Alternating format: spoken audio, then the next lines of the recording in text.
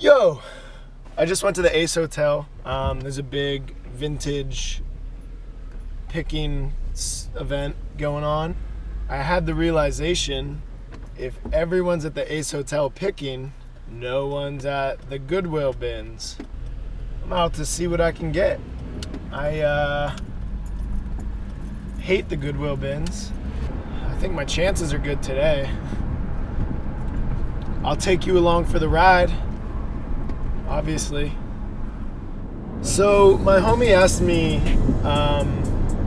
kind of like to tell a little bit more about what it is about thrifting and how I kind of got into it. When I was growing up, my mom would always take my brother and I to the thrift and would let us pick out whatever we wanted. So I kind of remember at a young age, there was like this I remember it was a polyester button-up like shirt. It was like navy blue with white like grid, like a white square grid. And I just remember like I loved that shirt. I loved the way it felt. I loved the way it looked on me. And like that was one of my earliest like thrifting memories when I was a kid. And then like from there, when I was 16, I got my license. I would be able to like go to the thrift store with my best friend at the time. You know, we would buy like old hockey sweatshirts. We were like, you know, kind of like the band scene. So we were buying like girls' jeans, you know, skinny cut jeans, way before that shit was trendy. And then I moved to Chicago and was thrifting more out there. Again, more just like for fun. I've always liked buying things, knowing that like, oh, like my friend really likes this brand, like it's his size, like he'll appreciate this. Maybe he'll give me like $10 or something. And when I was in Chicago, I started working like with a lot of like more fashion brands.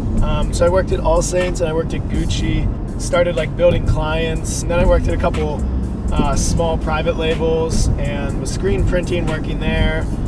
Really just always been around clothes. And then I moved to New York and I got a job at Barney's and really started to build a great client base. And then I worked at Dover Street Market. Again, kind of furthered my knowledge of fabrics and clothing and all that stuff. I eventually was fired from Barney's, which was a blessing because had that not happened, I wouldn't have kind of like found this path.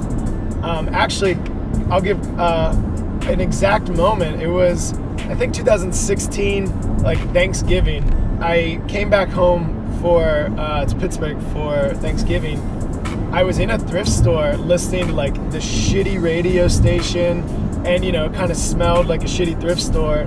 And I just had the biggest smile on my face. I was like, I realized like, oh wow, like I'm happy right now. Like this moment, I'm so happy to be here. Yeah, I kind of had one of those epiphanies and was just like, I need to do this as much as I can now. And I already had a closet full of shit and stuff that I was already trying to sell like to friends or whatever. So it kind of clicked there. And then eventually when I was working at Barney's, I became kind of known as like, oh yeah, the dude who, like Brian's the guy who has the vintage. My clients from Barney's started to buy vintage off me, my like personal stash. And then I was fired from Barney's and I met a really great dude named Walter. At the same time, I ran into Walter at a thrift and you know, I kind of told him, I was trying to leave Barney's, but like I didn't know how. He basically said like, yeah, if you take the jump, like the net will appear. So I won't necessarily say I jumped. I was fired, but it was the greatest thing that happened. And then I started just selling vintage full time. Walter sells on Berry Street in Williamsburg between North 6th and North 7th. He's from Pittsburgh and he kind of took me under his wing and allowed me to sell on the street with him. And I learned a ton in my time out there. I don't care about cool trendy shit because I worked at Barney's and like sold all the coolest, hypest, trendiest shit. I worked at Dover Street and sold Supreme. Like, hold on, I gotta merge.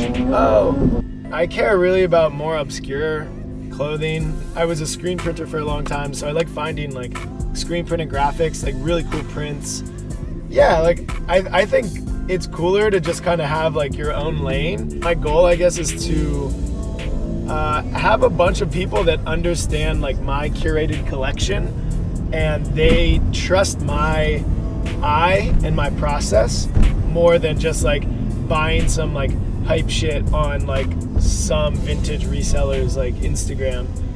There's so many cool pieces of clothing that we're just like disregarding, and I think working at Barney's and like Dover Street Market and all these like clothing retailers made me just kind of like feel like we were wasting fabrics and making stuff that we didn't need to do because we still have all this great clothing that's being like reused and repurposed. So that's kind of where I found myself for the past like year or two. Thankfully, like I got some really great customers, and you know, you guys helped me out a lot. Yeah, it's just great to have like people that understand my eye and believe like the vision that I'm finding rather than like all the cool hip stuff. You know, I still will find that stuff and I'll still be excited and find value in it. If I have to like research it and I get to like find out about some obscure like I'll find out about some random nightclub in 1986 that had a party and Liza Minnelli hosted it. You know, it's like I like learning about that stuff more than I care about just finding like an old Nike piece. Yeah, I think that's just like kind of a little breakdown on like what I'm doing and where I kind of started from. I just want to say, I don't condone eating Subway or fast food for that matter, but I'm starved. I had to get this Wendy's. Also, very hard to eat, drive a stick shift. Don't do that. Man, this Wendy's is trash. How do people eat fast food though? It's just not good. I am a sucker for some Dr. Pepper though. Sorry about that.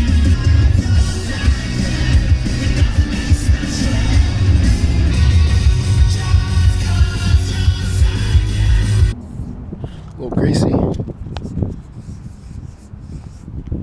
There we go. Let's get it.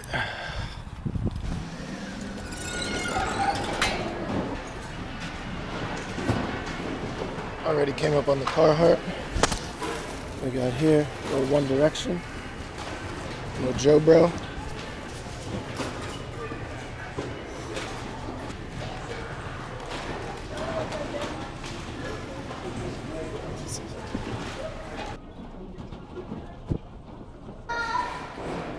Some Tommy.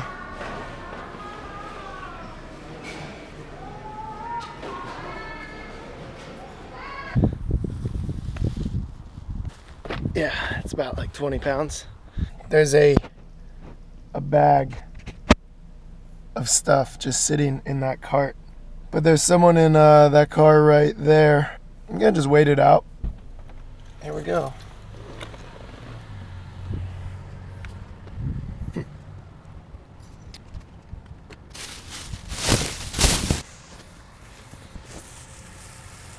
Could be crap, could be good.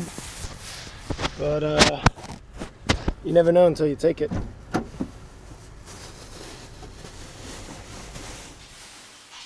gonna go through some of the stuff in the bag here.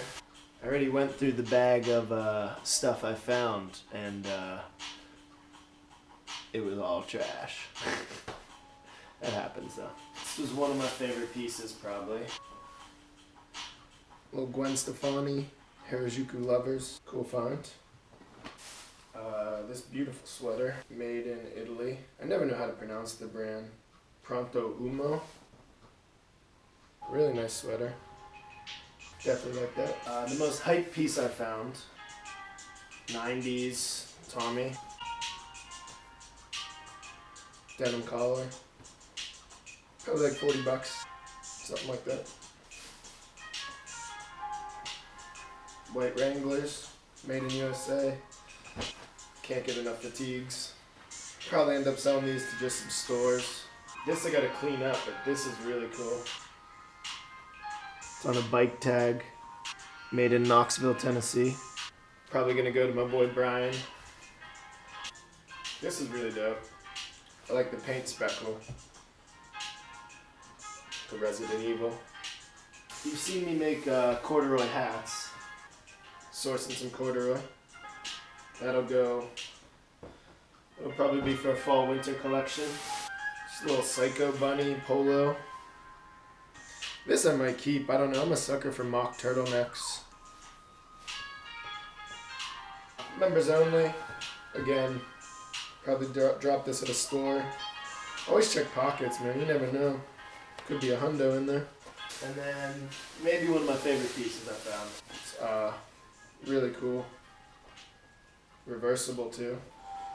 So yeah, got the green or the pattern. Look for it available soon online.